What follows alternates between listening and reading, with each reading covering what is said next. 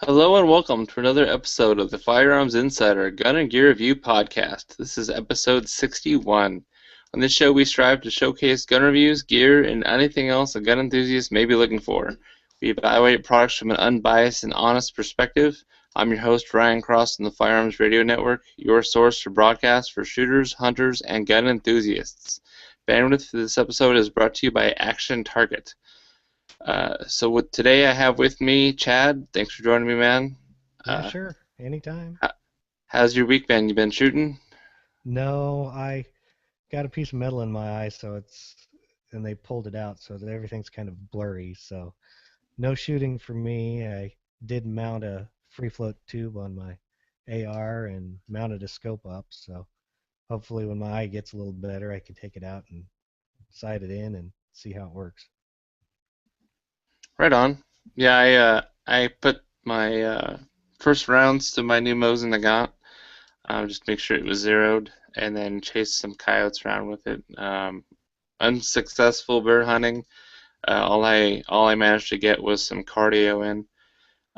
I did make a new purchase. I got a Remington 700 and 300 blackout. So, if anyone who's been listening, I've been experimenting with 300 blackout, and I guess I wasn't all that impressed with it from someone who owns a suppressor and is interested in quieting it down.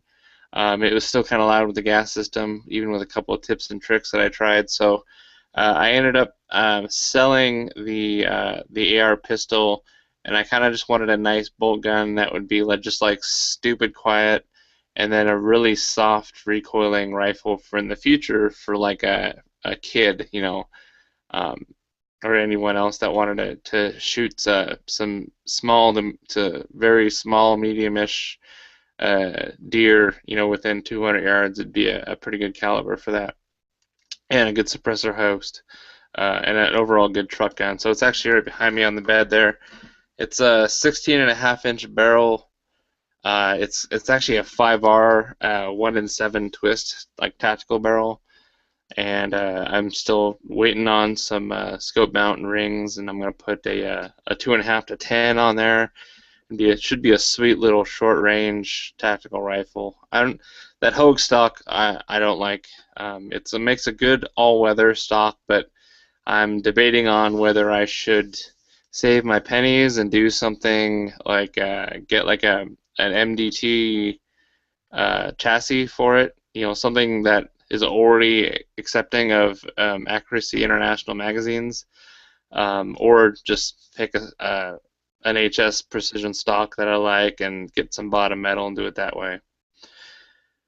Um, I need someone to tell me whether 223 magazines, when using like if I get like bottom metal and AICS 223 magazines will work for 300 blackout. In theory, it should. I forgot to ask my gunsmith, so if anyone knows the answer to that question, go ahead and shoot me an email, because I'm pretty interested to see if I can actually make this a nice little magazine fetch bolt action rifle. Yeah, I'm interested in when you get a sight on that thing, how quiet it is. Yeah, I've never heard a 300 blackout out of a bolt gun yet, so I'm yeah, curious. yeah. I mean, I've shot some subsonics that I've made out of my 308, and it is ridiculously quiet. Very almost no recoil at all. Accuracy was okay, about 1 MOA, maybe a little bit bigger than that.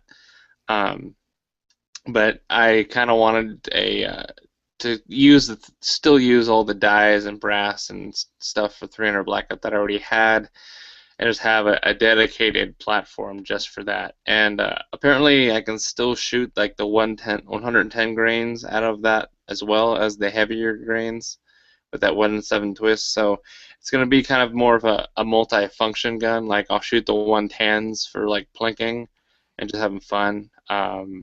For like hunting coyotes or whatnot. I might, depending on what range I plan on being at, the heavier loads that are just really quiet, maybe, so I could be in a more, you know, reduce noise pollution, save my hearing, that kind of thing in the field. So it should be fun. I wasn't really impressed with Nick's results with his Ruger Predator or the Ruger Ranch rifle in 300 Blackout. He's having some issues, so I've never had problems with Remingtons. I know they kind of got like a black eye, especially with their triggers and stuff, but I like to modify and tinker and, take guns to a gunsmith. And so that's what we're going to end up doing. Uh, yeah, so that's pretty much what I've been up to in guns lately.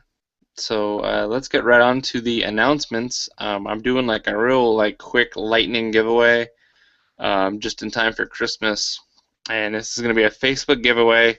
So the winner is going to be decided if they answer some trivia questions on Facebook correctly, and I've already posted it to Facebook. So how it's going to work is I've already made the comment on the Firearms Insider Facebook page, and the question is the Don't Tread on Me Gaston flag. What's the full name of the designer, the guy that designed the thing? What year did he design it, and then for what military service first used it, like flew it in the battlefield?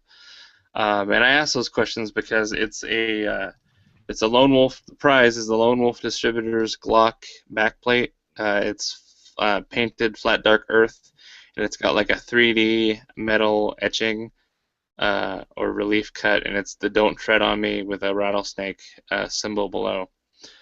So it's pretty cool. Fits on most Glocks. Actually, it should be all Glocks. I don't know if it fits the 42. Do the 42s have a smaller backplate? I don't know. They may. Yeah, I'm not sure either. So if you have a 42, double check on that. But if you answer those questions, you will win this. So obviously, the first person who gets all three questions right on the Facebook, it's got to be in the comments to that post. They'll win. I'll announce it on the next podcast, which will be like a microcast because it'll be a couple days before Christmas and really hectic and busy. So it'll probably be like a really short one. So there you go, guys. One lucky winner will get to get that. So let's move on right on to the product spotlight. And this first product is something that was actually on Chad's Christmas list, and I bumped it for I think a reloading product just for some variety, and I was going to bring it up on this show too because it's still pretty awesome, but the price kind of for what it is puts it a little bit out of like the easy like, oh man, that's a great Christmas present. It's a little bit more of a investment, and it's got a little bit more of a, would you say, like a specific function or specific purpose? Yeah, it's being that it's called the hog saddle. I didn't know if you mentioned that, but basically you put it on a tripod, and then it's you can stick your rifle in it, and it actually clamps down. It's got a thumb screw, and it clamps down on your rifle, so you can like aim at whatever you want, get it all positioned, and it'll pretty much stay in that position. You can walk away and leave it for however long you want. And so it's really a nice piece of equipment, but like Ryan said, the price makes it not so nice. Uh, but if it worked really good for sitting down varmint hunting because you can clamp your rifle in and you don't have to hold it there. Uh, it works with whatever you'd like it to. I think it says it opens to like 2 and 11/16 inches. So even if you have a pretty wide forend, it'll still clamp down on your rifle. It goes down to an inch and a half closed. It says it has a retention button screw so that you won't accidentally disassemble it and your gun won't fall out. And then the bottom of it accommodates two different size of threads. So some tripods have the 1/4 by 20 threads, and some have the 3/8 by 16 threads. So it's actually got both. Um, Yes, that is a key point, I guess. All the tripods I have the quarter 20, but that's just because they're old camera tripods that I steal from my wife. So that's what I use there. I guess it's got a stainless spring in it that helps dampen some noise. I don't know how, but it's quarter-inch thick, recessed urethane pads to absorb the rifle recoil and reduce muzzle jump. Uh, it has anti-rotation slots to accept tripod quick disconnect plates that have video pins, which I don't know what a video pin is. So uh, it looks like it's anodized aluminum. They CNC it out of a complete block. It's black oxide, stainless bolts, and I don't know if it comes in a variety of colors or not. I think pretty much looks like you get It shadow looks like, gray and brown pads is what it looks like. yeah. Uh, I'd say the only I've actually seen this more or systems similar to this, like when they show like usually it's like after the Super Bowl, and like all the buzz over the game is almost over. It's like this is what the secret sniper crew that was like at the very top of the stadium looked like, keeping, if somebody ran on the field with a bomb or something like that, and they have their rifles set up in a tripod with this kind of saddle similar to this in it. So it's obviously more common with actual special forces, military. Um, it's not it's available for the civilian market, but I guess I've only seen it in use for actual professional applications. Yeah, I don't think I've ever actually seen anybody use it except, you know, like I said, the local store has one, and that's where I was playing with it. But I've seen it. I was talking to them about it once, and they were saying they have whatever the GSA stuff is, so they can sell to the government. And they were saying they sell quite a few to, you know, snipers and people like that who can actually have a use for them. Yeah, Police yeah. departments. I mean, it entirely depends on the tripod that you have too, because obviously you can stick this on your regular camera tripod, but you're not going to really have the ability to adjust the angle, incline or decline. Um, it just depends on the if you've got a really nice tripod that has that built in, as far as Right, like that, the ability to adjust your angle and your cant is not built into the saddle. The saddle is just meant to clamp down on your rifle's forend securely and interface with the tripod. So uh, while 309 seems a little high for something that's pretty much just a padded clamp that's been CNC'd, it's too bad that some like mounting options didn't come with it. That so you didn't have to go out and make an additional purchase just to be able to use it to its fullest extent. right. Because if you have like one of the swivel head tripods, that would be super nice for, mounting that hog saddle on because then you can pretty much adjust it to wherever position you want. Yeah, definitely. I mean, for precision shooters at the range or varmint shooters who have a nice setup and they're shooting varmints long range, this would be really nice for setting up. And you don't have to worry about setting a rifle on the ground, or I guess deploying smaller bipods just to keep it from flopping over on itself. It's out of the way of feet for stepping on or kicking around or whatnot. I think it's pretty cool. I bet that some of these bipods that I'm seeing it on probably cost way more than this saddle does. Oh, probably. That would be Yeah. my guess. So yeah, this is the Mod 7 hog saddle, and the website is hogsaddle.com. And you said there were some cheaper saddles. Yeah, they have, I think it's called the pig saddle. and Yeah. it's basically, it looks like it's 135 bucks, and it's kind of stamped steel. It looks like. Uh, I'm kind of looking here. Yeah, it's made from steel, just kind of bent steel with kind of some of the same features, but cheaper to produce and Yeah. cheaper to buy. Well, there you go. Yeah, it's the price on that one's a lot better than the price of the fancy lightweight one. Yeah, and that one's flat dark earth with tan pads, so it's a Yes, different color as well. yes. So, So, yeah, check that out. Go to hogsaddle.com. So the next actually next two items are both Ruger products.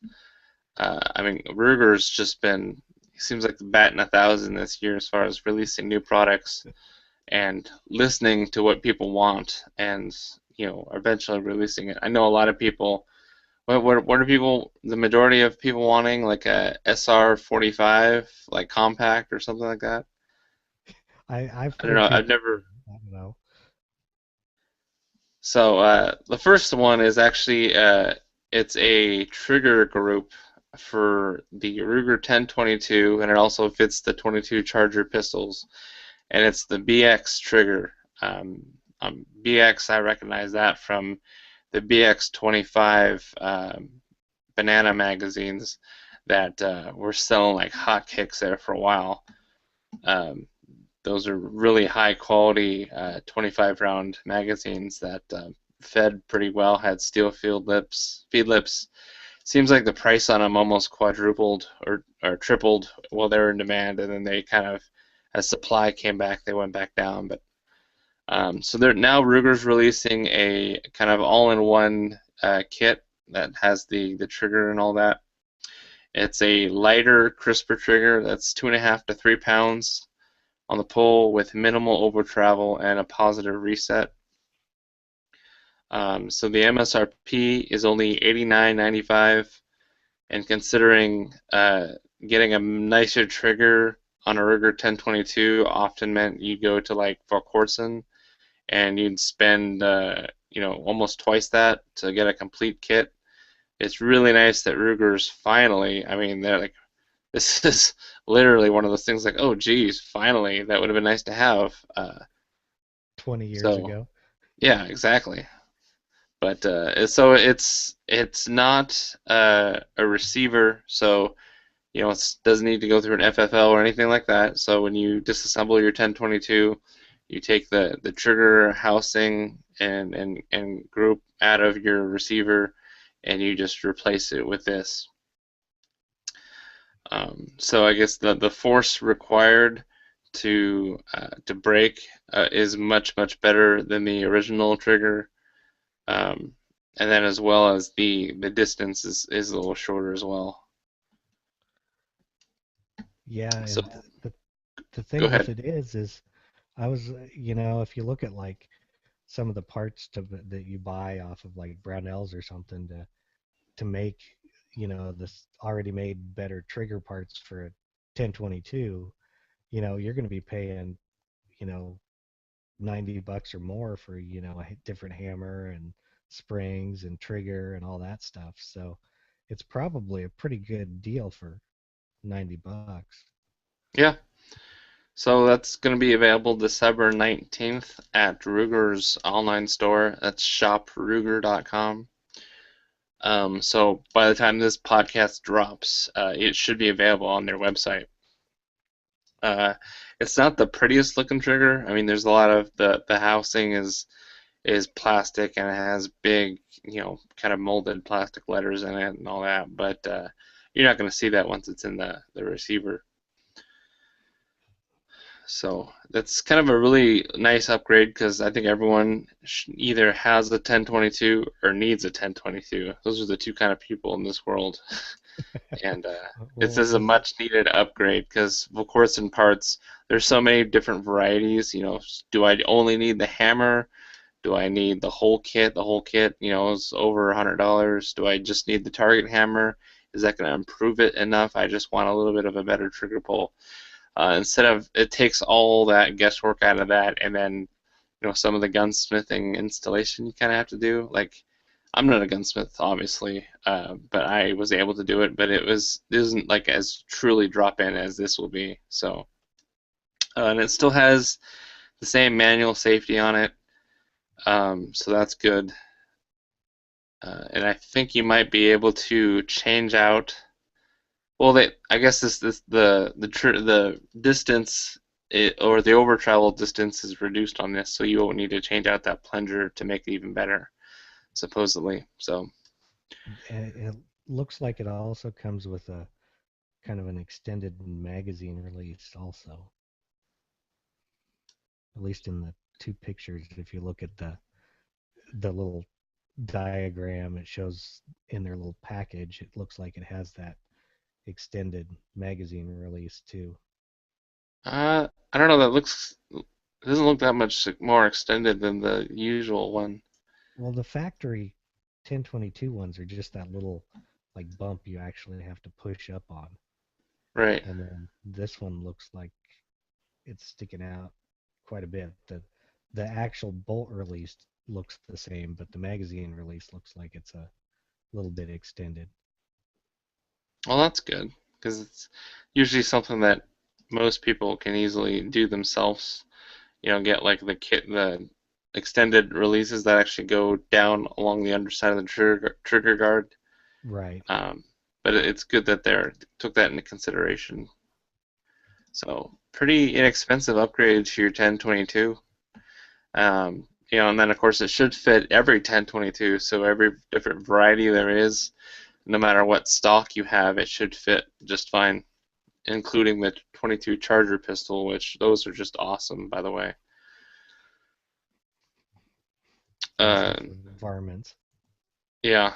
So the next item from Ruger that we want to talk about is the LC9S Pro. I know the LC9 comes to mind, and we probably talked about it. They came out with the S.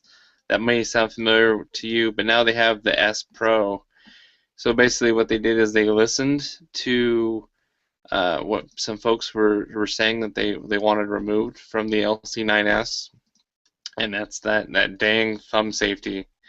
They wanted that removed, and so they did that. And then was it the magazine catch? The No, magazine the safety. magazine disconnect has been also removed.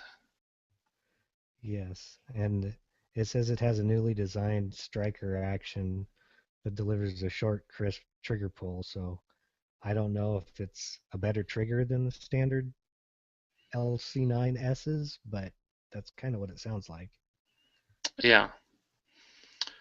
Uh, So the barrel length is still 3.12 inches, made out of alloy steel. The slide is hardened alloy steel. Um, Still a 7+1 little compact pocket pistol, 9 millimeter. So the safety or the Pro model has a integrated trigger safety only. So it's a trigger shoe safety that's very similar to Glock's, XD's, um, Savage, AccuTriggers. They all kind of have this hinge that acts as a trigger safety, as opposed to something external. Well, excluding the Savage, but when we're talking striker fired pistols that have that integrated trigger safety system. So we know it's popular. Not a lot of people love it, but it's kind of the common solution to how do we get this thing cleaner with no external controls on it, but still have it be safe from going off when you drop it, or um, not a finger or something actually making force rearward on the trigger. So do you think that I know the LC9 has sold a lot, usually toward Christmas, because they can go for downwards to $300. Obviously, this is going to be newer and a little bit more expensive, but you think this is going to kind of be the answer to what a lot of people have been kind of wanting? I do because Smith and Wesson did it on their Shield. They got rid of they make a model with no safety also now. And Ruger's making one. I think people just don't really care for the safety. I mean, on a carry pistol like that, I don't want a safety on it. I mean, you want to just be able to pull it out and pull the trigger, and that's kind of what they're doing here. I I'm curious to look at one because, I the LC9s are a nice little pistol, but they had the safety, and I don't really care for the safety, so this one looks better to me. I you Let's see, the MSRP on them is $449, and being a Ruger, we know that they're not going to sell it for anywhere near that. So they could be a pretty inexpensive, good pistol for somebody to carry around. Yeah, especially with all the accessories that are already out there for the LC9 that should be like compatible with this 9S Pro. So the lasers, the holsters, the extended like 9-round magazines, all those should still be compatible with the 9S Pro. Just with they seem like they listen to a lot of feedback from the consumers saying we hate that thumb safety, and then the whole magazine disconnect. That's a safety that when you drop the magazine you can't fire? Yeah, that's how I understand it. Okay, Um, yeah. My Smith and Wesson has that, my M&P. I don't care for that also, but I also have read like I think it was a law enforcement officer who they wrestled the gun away from him, but he managed to drop the magazine before they took control of his pistol. So then when they went to shoot him with his own gun, that didn't go off because they had dropped the magazine. I'm sure that's like one of the very few instances where that's actually happened. And of course, I would never consciously think about that if someone got a hold of my gun is to try and drop the mag out of it. But it's just a safety system that some people don't care for, some people like, and some people have no preference on. So I'm actually glad to see it removed from it because sometimes it's kind of a pain in the butt, yeah, at I least think in my opinion. I I don't really care for them. I mean, they've been around forever. I mean, even a Browning high power has a magazine disconnect safety or whatever it is. So, it's not like it's something new, but like I said, I don't really care for them. So I'm guessing next Christmas they'll have the LC9S Pro in, purple and blue and green and every other color that they make everything else in now. Yeah, yeah, that'd be nice. I kind of like the colors, so I'd wait because right now it's just black. So maybe wait a year and they'll come out with something a little bit more colorful. And probably I would throw out the estimation that because they came out with the LCR X, which is like the LCR revolver but with like a longer barrel, that the next thing will be an LC9 SX with a little bit of a longer barrel on there. Kind of like what the XDS did, came out with a still the same size subcompact, but just increased the barrel length a little bit for better accuracy or just variety. So I I wouldn't be surprised if they took that route. Of course, then you lose compatibility with some lasers and holsters and flashlights. So maybe I'm wrong. You know, Maybe, maybe not. yeah. I mean, the difference between like a 3.12 inch barrel and a 4 inch barrel as far as accuracy is going to be pretty negligible. So I don't see it being a huge issue. But then again, that's the route that Springfield went. So you never know. But Ruger's been doing a good job cranking things out. It might not be everything that you're asking for or dreaming of, but you can't or you can't hate on them for releasing so many products, especially this summer. They're like kind of the opposite of Glock. Like how many new Glock products have come out? Like the 42 last year during SHOT Show. Like that's it, pretty much. I think. So Yeah, I it's like think so. Ruger's just really hitting the pavement hard, getting new products out there and developed. So uh, it makes my job easier. Hat tip to them.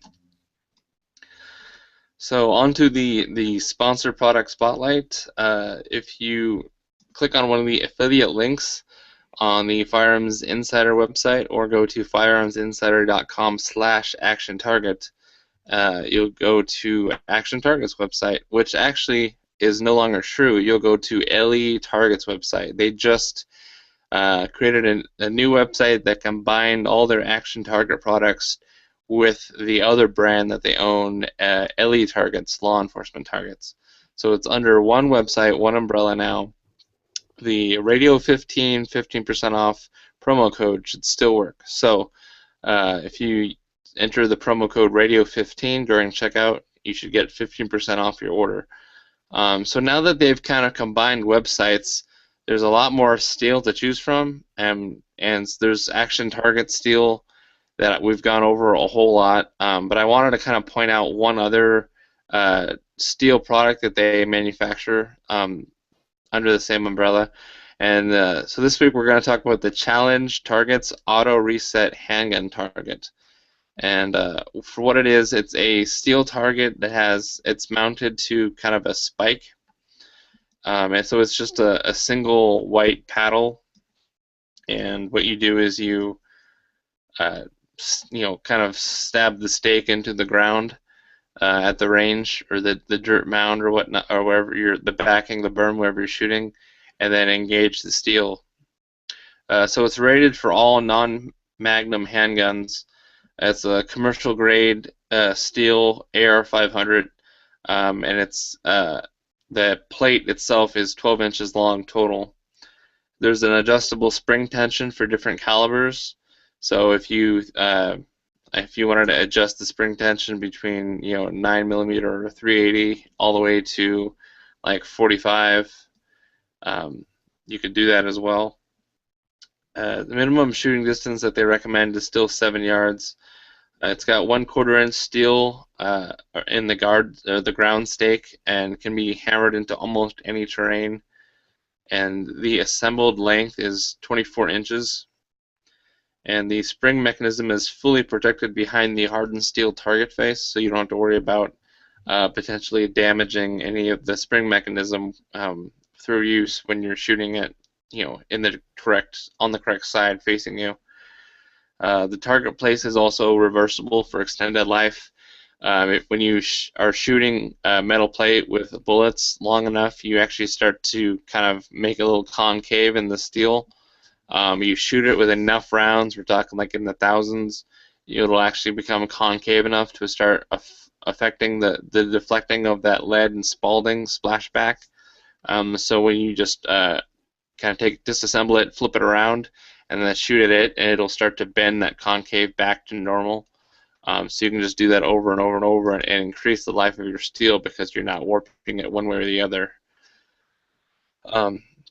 So then it safely deflects bullet fragments into the ground due to the angle that's built into it. So of course read all safety guidelines before use. And it's easy to transport and set up. It only weighs 7 pounds. And then there's obviously the design and nature of it, there's no need to reset it. You don't need to walk down range to reset it at all. You can just plink at it all day long. And the price of that is $114.99. That's a pretty good price for that self-resetting target. It looks like it, according to their description, it actually falls all the way down before it bounces back up. It's kind of what it says, but I guess that's adjustable by your spring tension. Yeah. So, I mean, if your 380 is not knocking it down quite all the way, or it's not kind of returning back, no, it would return back all the time. It'd just be whether it's giving you enough of a visual feedback that you hit it. If you hit it with a 380 and it's like barely tipping over, and it's almost so fast that your eye doesn't catch it, you can adjust it, maybe lighten it up so that a 380 can actually knock it over and it springs back up. And then when you switch to something that's got more whack-em, 45 ACP, obviously set that back to a little bit more heavier, so you don't wear anything out by hitting it so hard. So very cool.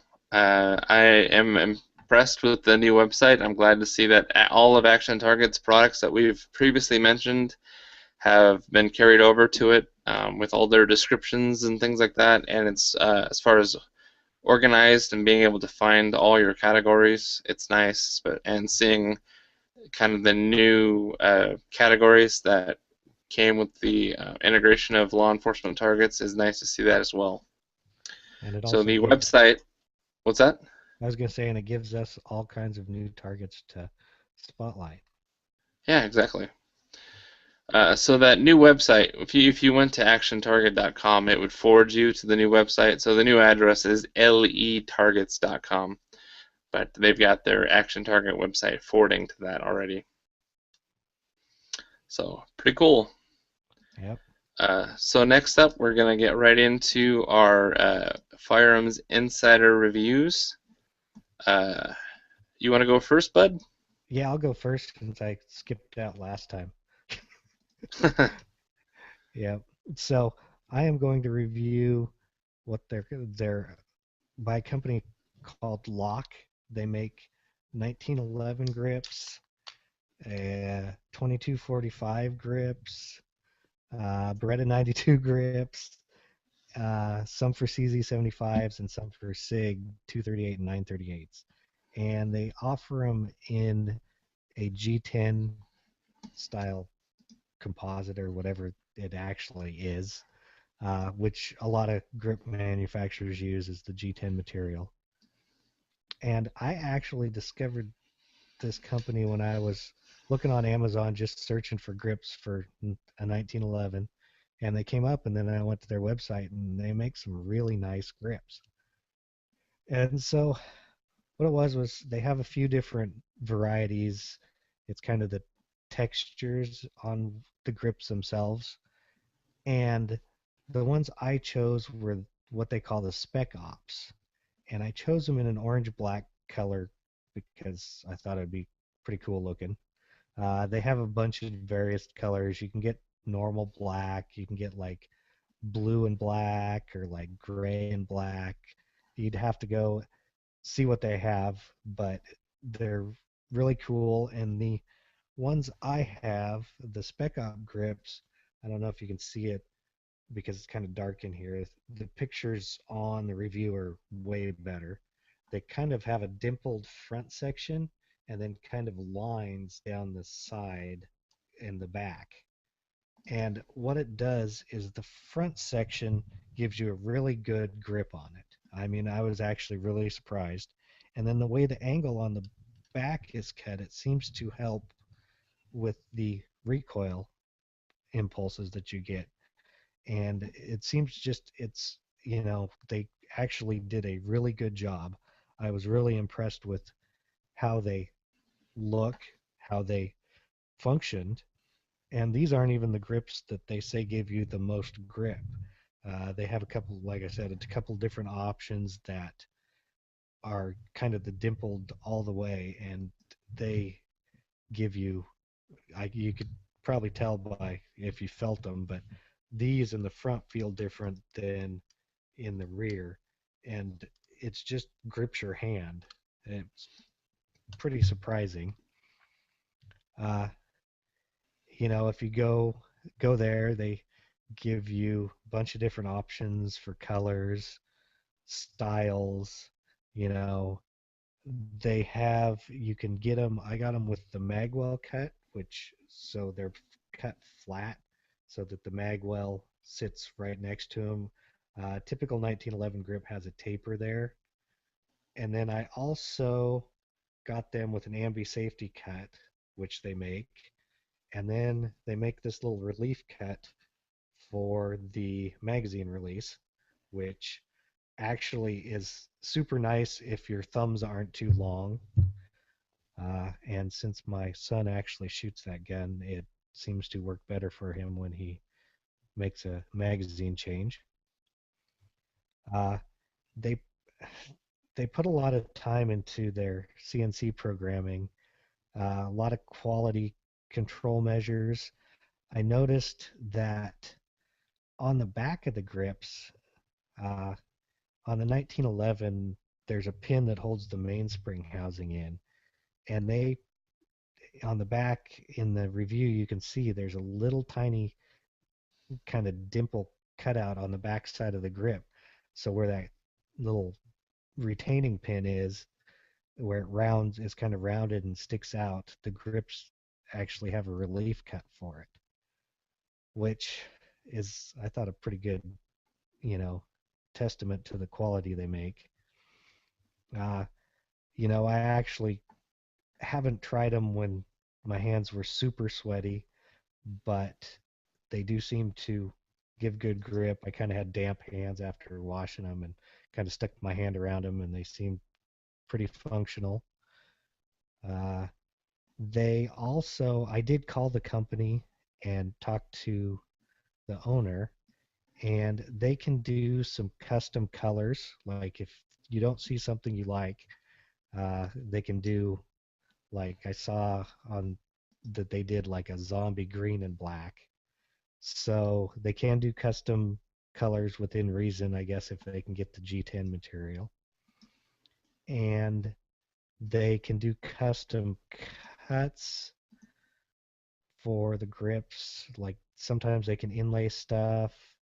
But I asked them specifically about a 1911, like some of the Wilson mag wells that you put on the gun kind of have a triangle shape that sits over the grip screw hole. And he said they do make one if you call them and ask for it, it's not on their website yet, that has that cutout so it'll fit over that particular thing. So I think by talking to them that there's a good chance they'll probably make pretty much about whatever you can think of. Uh, they did say that eventually they want to start making revolver grips also, but as it sits right now, they don't. Uh, so and the Firearm Insider 8 key points. The claim to fame is they're a G10 functional, pretty much indestructible, good looking grip. The target market is anybody looking for a better grip on their pistol or also somebody who wants something that stands out a little more. Uh, Features and benefits, it's a lightweight G10 material. You can get a bunch of different textured options or smooth, I think, if you would like. It has a variety of color combinations. The you can get all the different grip cut options like the magazine release cutout, ambi safeties, and they manufacture them for a bunch of different models, which is also nice. Uh, what other aesthetic options and finishes? They have many colors, and for various different guns, you basically go to lockgrips.com and you can look to see what they have.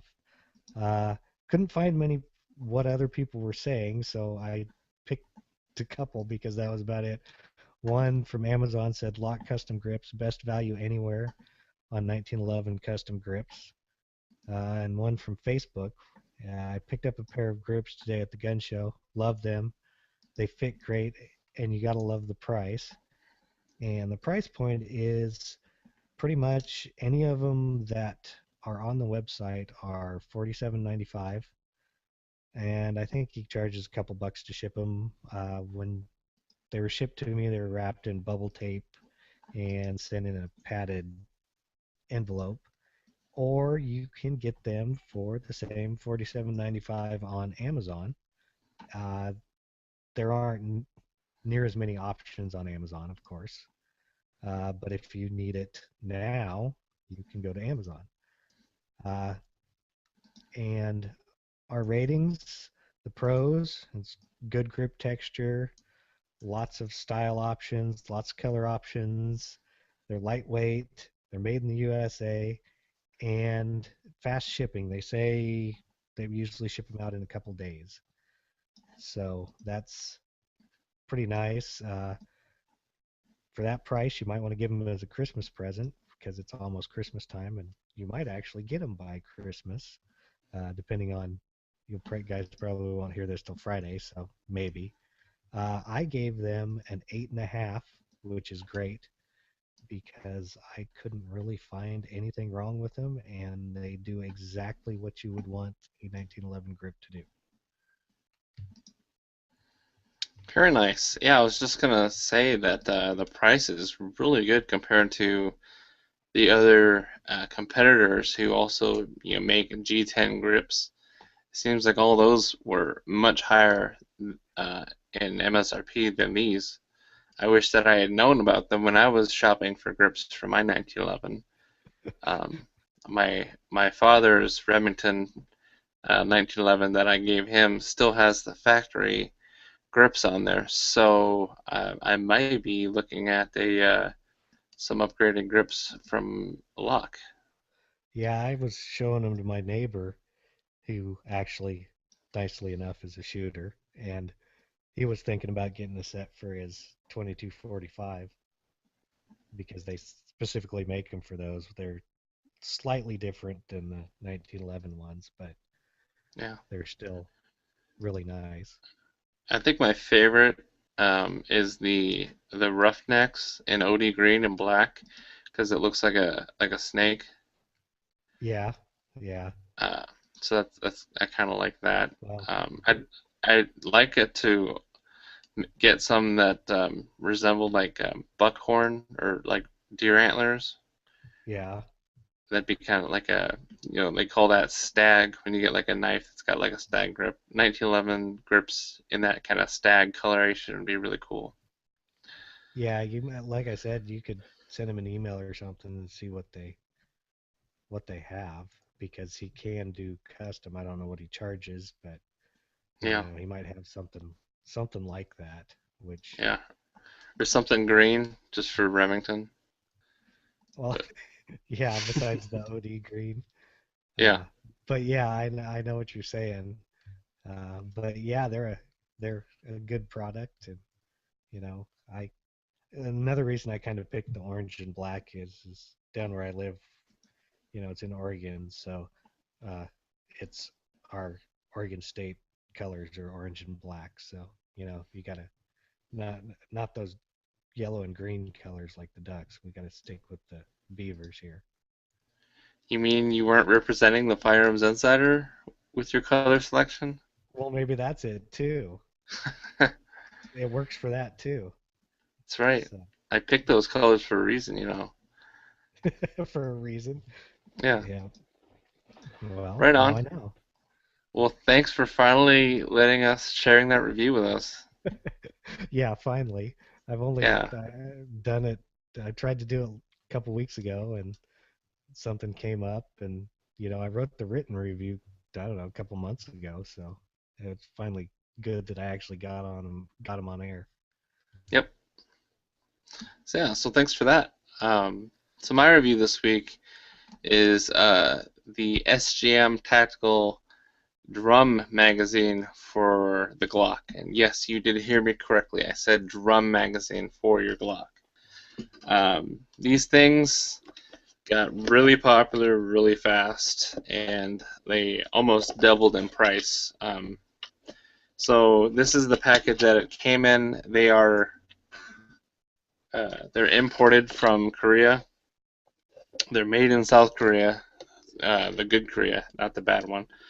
Um, so along with several lots of Glock magazines come out of Korea, that was that brand KTI. So it is an imported magazine. So if you're one of the only people that say made in America or nothing, um, you're shooting an Austrian pistol, buddy. I don't know what to tell you. So anyway, this is a Korean magazine, but it's imported by SGM Tactical. It is a polymer construction with steel internals. It looks very kind of heavy, and it sort of is loaded up with all 50 rounds. It's a whole box of 9mm. This thing is definitely like a brick weighing down your pistol. But the good news is every time you shoot it, it gets a little lighter. So it's got that going for it. So here's my Glock 19, and it's got the 33 round Happy Stick magazine, or extendo, whatever you want to call it.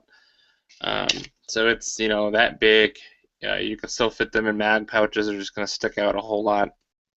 But yet, this is the 50 round drum. In comparison, you can see that it's just a few inches longer, but of course it's definitely wider, and it holds 17 more rounds than this.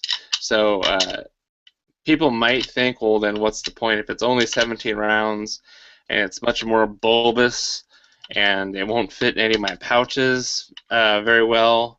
What's the point? Well, you can put a whole box of 50 rounds in it. That's kind of the whole point. It's fun. The other advantage to it is carbines. And I'll get to that in a second. But here's my Glock 19. Obviously, I'm no idiot. It is unloaded. So this is what it looks like when it's hanging out of a Glock 19. Pretty ridiculous as far as it's kind of unconventional. When it's fully loaded, it definitely makes it much heavier. So you're not going to be shooting one-handed headshots at 50 yards with this thing fully loaded. It's just impossible. So a really practical purpose for a pistol-only shooter is just plinking at the range, having fun, shooting continuously 50 shots without having to stop and reload and reinsert a magazine. So it doesn't really get in your way, being a pistol, so that's kind of nice. Some people say that it helps balance out the pistol when you're firing. I don't see how that's possible. If the way that it's the hinge point of your wrist when you shoot, the gun recoils. I guess if the weight of this is forcing it back down, I don't really agree with that, but that's what people are saying. So that's it in a pistol. It's got a ratchet lever system, which greatly improves its ability to feed rounds into. So it kind of you don't have to wind this up like maybe some other drums that are on the market. So when you're loading it, it's got a rounded follower. So you just start feeding in rounds, and with your thumb or your finger, you start to actuate this ratchet, and it lowers that follower, takes some of the tension off, so you can then insert the next round. So after you get about 12 to 15 rounds in there, and it's a little bit more resistance, and you can use this ratchet to take the resistance off, and it kind of lowers the follower a little bit, makes it much easier to get all 50 in there. I would say that it's loading this is probably, if you get good at it, equivalent, the same speed as loading one of these Happy Sticks. I know that unless your 33 round stick mag is incredibly broken in, getting that once you get to round like 29 or 30, kind of gets really tough to get the last ones in there. Well, with this, it's pretty much the same ease between getting the first bullet in there to the 50th bullet in there. So that's what it has going for it. But another great benefit to this is if you have a carbine that takes Glock magazines, such as a Kel-Tec Sub 2000, very popular because it takes Glock pistol magazines. You can modify the grip to take a 15-round magazine, but rare out of the box, they accept 17-round magazines. Kel-Tec Sub 2000 will also accept these Happy Sticks, these 33-rounders, but this 50-rounder in that Sub 2000 is awesome. It kind of takes what a lot of people are calling it like the ultimate prepper gun or the ultimate truck gun, and giving it a whole lot more firepower without the need to reload. But also, if you have an AR-15 chambered in 9mm, like this Lone Wolf G9, it's a very easy way to get 50 rounds in a drum in this little AR-15. So this is a 15-round Glock 19 magazine. Hangs that far down in the mag hole. I'm going to do a review on this gun eventually once I get my video production up and running. So here's the 50 round mag, goes in there. It does have this gap in between the magwell and the actual drum. It's about like an inch and 3/4, 2 inches in gap, just because this is designed. It's longer than a Glock 17 mag as far as the stick, or the, I don't know, you call it the shaft part of the magazine. That's kind of dirty, but it's long, so it fits, pistols that have that full frame grip like a Glock 17. But in an AR-15, kind of hangs a little bit low. So this is what it looks like hanging down from the lower receiver's magwell. It's well below the pistol grip. So a lot of people might not like that. They might think that looks funny. But it's not really all about looks. It's all about being able to shoot 50 rounds without reloading. So that is really awesome for AR-15s and 9mm. So there's been quite a few people that have done reviews and picked these things up. Kind of more notably, Mac from the Military Arms channel. He had done a initial review on these when they first came to market. He shot all 50 rounds there on camera. He said he's loaded, round nose, hollow points. They all fed reliably. How many rounds did he say he shot? About 500 rounds through his initial testing with no issues whatsoever. He said that the quality and value of the drum magazine seems to be exceptional. Of course, this was back when you could pick it up for $69. It was kind of like the introductory price. At least that's what I paid when Midway USA first had them. Of course, they've now almost doubled, where the MSRP is $149.95.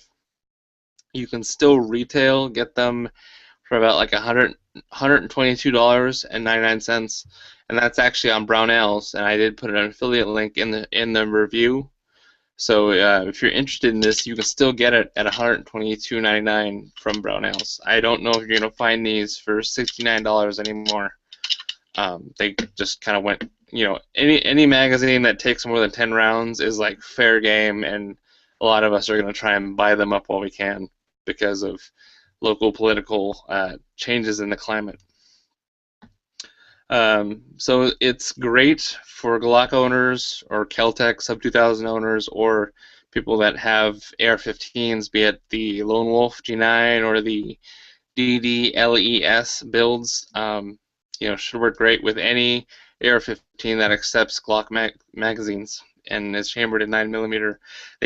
A lot of people were asking when they had come out with this in different caliber, so like 45, and they said shortly after, but I haven't seen one, and I haven't seen it on the internet. Maybe I'm not looking hard enough, but it seems like they haven't come out with it yet, as far as to my knowledge. So the features and benefits, the ratchet lever makes it much easier to load and a little bit quicker, and it also takes the strain off your thumb if you're loading a traditional magazine all the way to the bottom. It's 50 rounds. It's polymer construction with steel internals. It fits all Glock models that are 9mm. So the 34, the 17, the 19, the 26. Maybe that's not all the 9mm models, but Glock 34, 17, 19, 26, all generations. So from Gen 1 all the way to Gen 4, it'll fit. They are made in Korea, imported by SGM Tactical. They're only available in black right now. The other review I found was on GlockTalk.com. Said, I received this drum magazine on Saturday, and I have to say, wow, it is well built, doesn't feel cheap, and the built-in loader is great. I am very impressed with this mag. I have cycled it in my G19 and my Kel-Tec Sub 2000 with no problem. I got it from Mississippi Auto Arms for $69.99. They have since gone up to $129.99, but Bud's has them for $89.99. So you could check Bud's Gun Shop to see what price they have on that.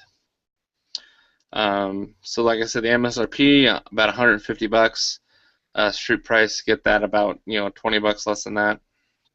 If you need it right now, I'd definitely check Brownells because they've got that good price on there.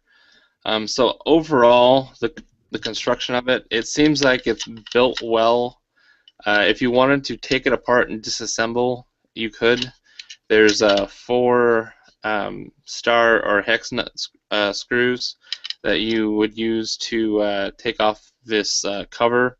I haven't done that, but I'm not going to bother. I think if you needed to lube it for whatever reason, you could probably just sprinkle some graphite lube in there, some dry lube, if you felt the need to. So I gave it a 7.0. The pros, obviously, you don't have to wind it at all. The ratchet lever is a lifesaver as far as saving the lives of your fingers. And the polymer construction, a lot of you guys might say, well, I'm putting this in my AR-15, and I need it to be, I wish it'd be steel, kind of like X Products makes a bunch of steel or aluminum magazines that have been CNC'd. Well, I mean, with aluminum comes weight. I mean, as much as you skeletonize it with your CNC machine, you're still going to have weight. So this polymer kind of keeps it lower on the scales while still being pretty durable. I mean, you can drop this in the mud and not have to really worry about it all that much. Cons, there's actually quite a bit of cons that kept this from being a higher rating, like an 8 or a 9. There's no window in the back of it for knowing how many rounds you've inserted. I know that's difficult on a drum. They do have just kind of molded into the plastic or the polymer 4, 6, 8, 10, and 12, like the numbers in the plastic, like recessed in there, but there's no windows. So you can be loading this thing up and there's nothing to reference if your follower has reached that level yet. So I don't even understand the point of having those numbers on the back. Whereas, any actual Glock factory magazine has little hole windows that you can see your case head or your primer through and know where your bullet level is. There's also no bolt hold open on this. There's no steel feed lips. It's just really tough polymer. So there is somewhat of a question in the back of my mind for reliability, especially if you're maybe shooting it with an AR-15. That might be a little bit rougher and wearing down on the feed lips that are just polymer over time. And because of the design of the follower being roller style, there's no bolt hold open. There's nothing for the bolt to catch onto and lock open on the last, or after you fired the last round. So that's kind of a bummer. So you get really good at counting to 50 to know when you're empty, or just wait for the click. And there's also there's on their website there's a disclaimer that's nowhere on their packaging. There was no literature when I got this in the box.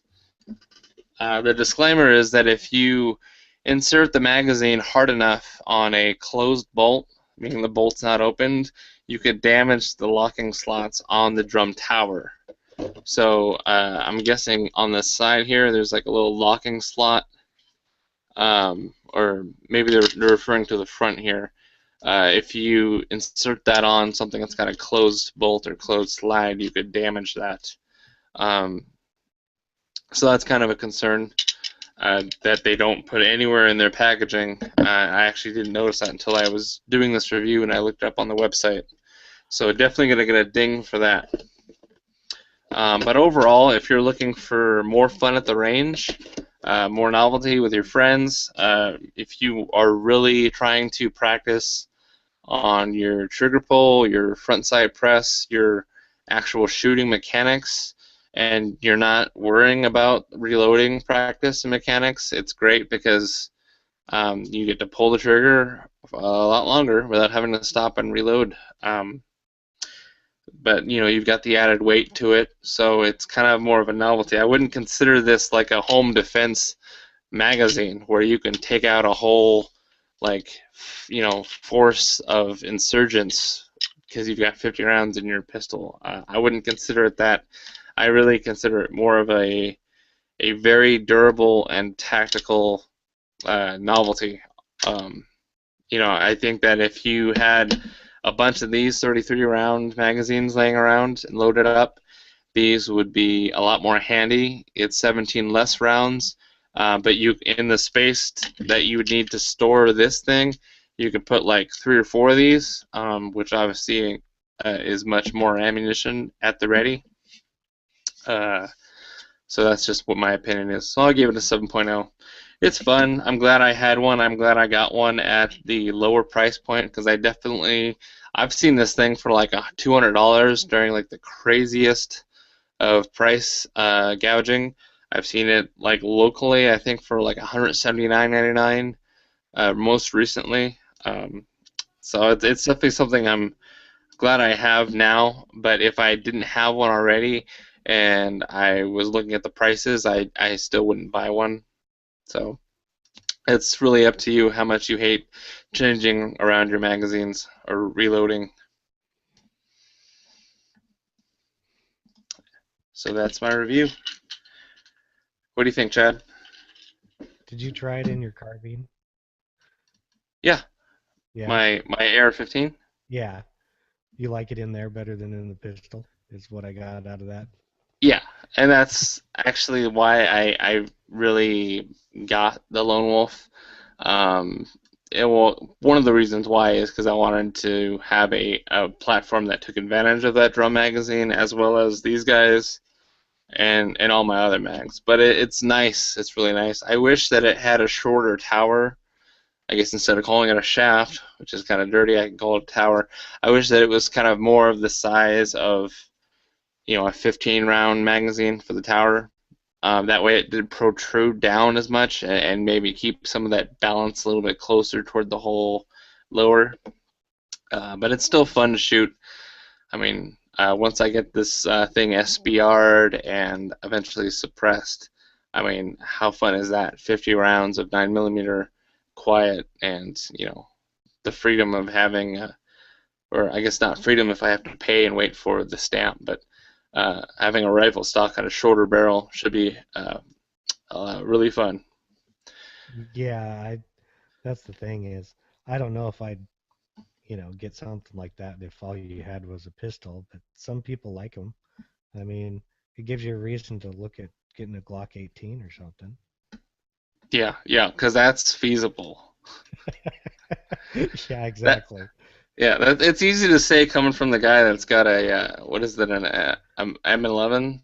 Oh yeah, and they're like, a quarter of the price of a Glock 18 or less. Yeah, yeah. Yeah, they're Someday, yeah. my friend, someday. I But don't know. I think if you had a Kel-Tec Sub 2000, it'd be great because I mean, you got a goofy looking gun as it is. It's made of plastic, so obviously aesthetics are of no real discern to you. So adding this big bulbous magazine to your Sub 2000 might actually be like right up your alley as far as aesthetics goes. And I say that with love because I've owned 2 Sub 2000s, but obviously I don't anymore. But I did have this magazine at the same time as that Sub 2000, and it was fun, but it was really more of a novelty to me. So I got rid of the Sub 2000, but held on to the magazine because it still worked in my pistols. I have dumped the whole thing as fast as I can using a Glock 26, which was especially comical because it was a small, compact Glock and such a big magazine. It seemed like 10 minutes went by before I had it emptied, but it was really fun. It's a really quick way to make a trench that's made of dirt and lead in the ground. Well, at least it's good for making trenches if you get bored.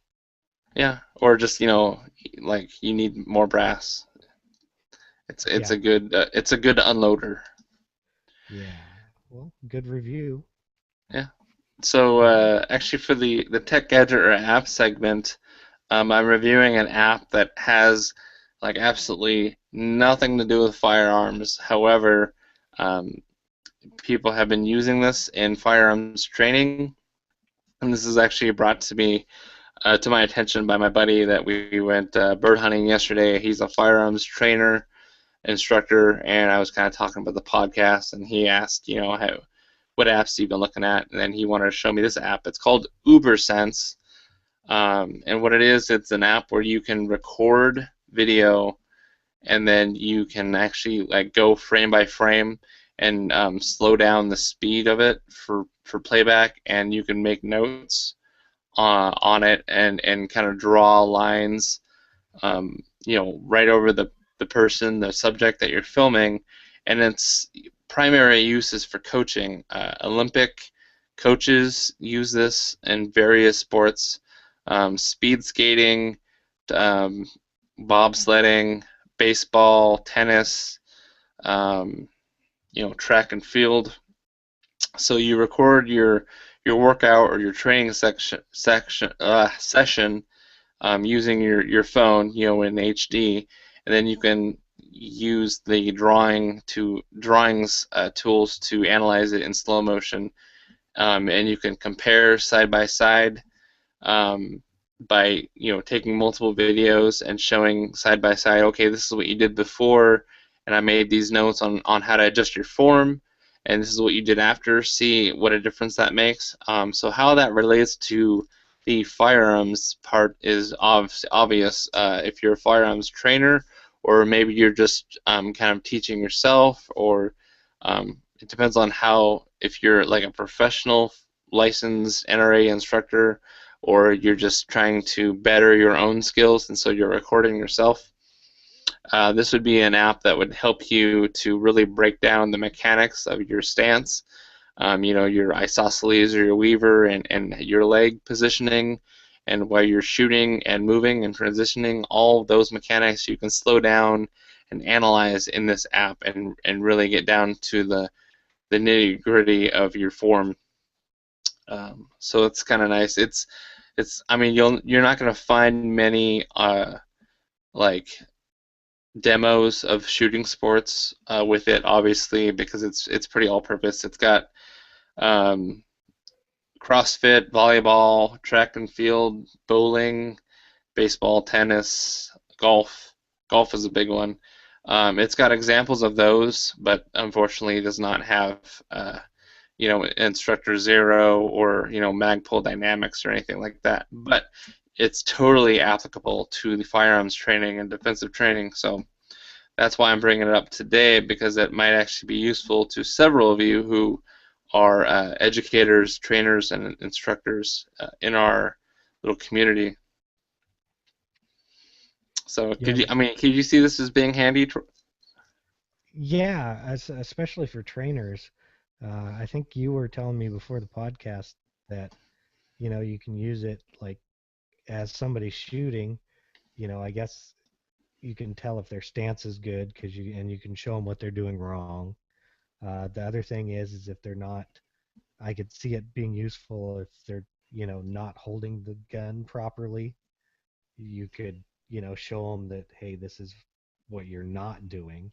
I mean, and you could, if you're a trainer, you could have somebody record you, and then you could show them the difference between what they're doing and what you were doing. So I think it could be pretty useful. Yeah, and you can draw like angles, so somebody's leg positioning or their arms, and you can draw that angle, and the app will actually tell you like what number value that angle is. So if like they're at a 74-degree angle or vice versa, it's got those tools built into drawing. So it's an approximate, obviously, because you're drawing kind of a big, thick, free-handed line right over following somebody's body. Um, but you can at least, if you're telling them that they need to, decrease or increase their shooting angle depending on what scenario you're trying to train for, you can better illustrate that. And as humans, we're all better visual learners than just being dictated to. So it's kind of really handy for being kind of more one-on-one with your students, because you can actually show them, okay, this is what you're doing, and this is what I want you to do, and then you can film, the improvement, and then you can show them side by side, see how much better this is, and then you can have the groups, see how much more consistent your groups were, or how much more faster your time was on the shot timer. So I think it's a kind of a handy app that maybe a lot of us would have just never really noticed until now that could come in handy. So there you go. I look Well, forward to seeing more YouTube videos that are like, Jerry Michalek or Julie Golub, UberSense. That'd be pretty cool to see too. yeah, then we could all see what we're doing so badly. Yeah, yeah. Just to set the bar so high. Uh-huh. Yeah.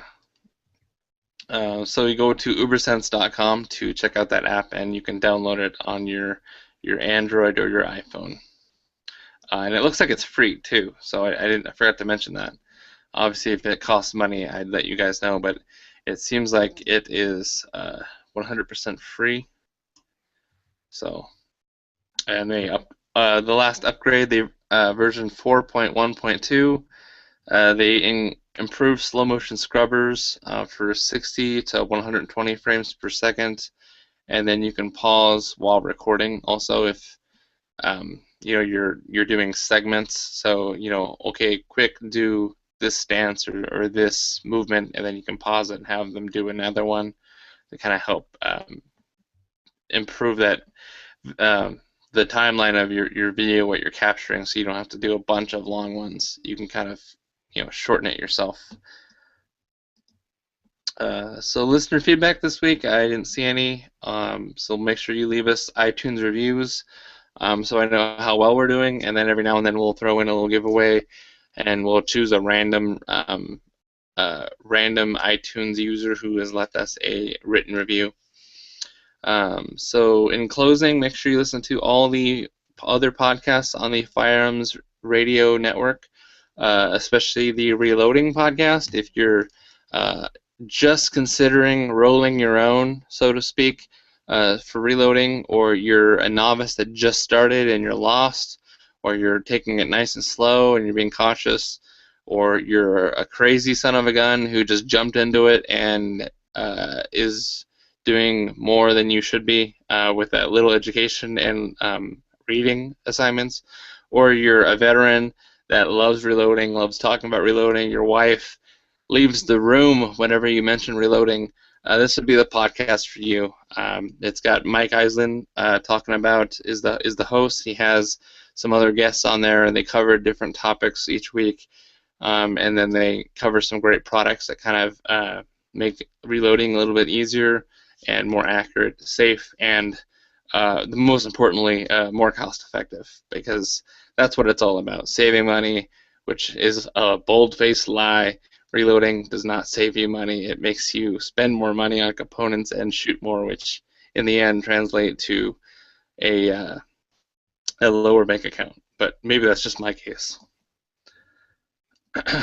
So make sure you listen to all the other shows on the network and go to the Firearms Insider for future reviews and more industry coverage. So once again, Chad, thanks for joining me, man. Great review. It's always great to have you on the show. Yep. Well, we'll see you next time. Yep.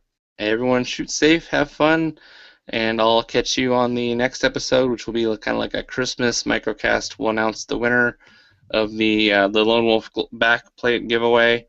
Wish everyone a great Christmas, Happy New Year on all that, and then, yeah, see you on the next one.